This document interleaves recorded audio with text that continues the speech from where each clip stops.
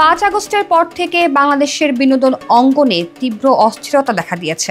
আওয়ামীপন্থী শিল্পীরা এখন কোথায়? সরকারের পতনের পর তাদের কাজের সুযোগে ব্যাপক সংকট নেমে এসেছে।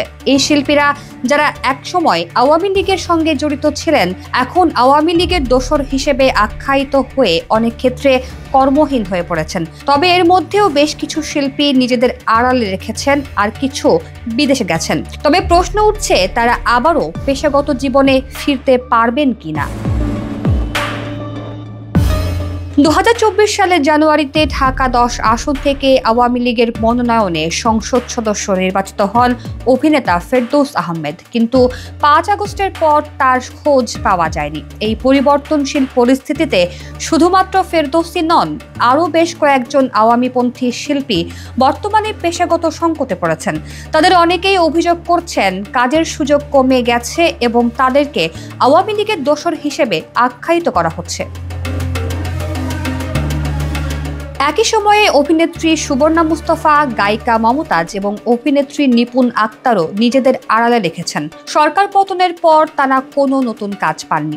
আরিফিন শুভ, যিনি মুজিব একটি জাতির রূপকার সিনেমায় শেখ মুজিবের চরিত্রে অভিনয় করেছেন, তারও নতুন কোনো কাজের খবর নেই। তবে তিনি বর্তমানে ভারতের একটি ওটিটি প্ল্যাটফর্মের জন্য কাজ করছেন বলে জানা গেছে।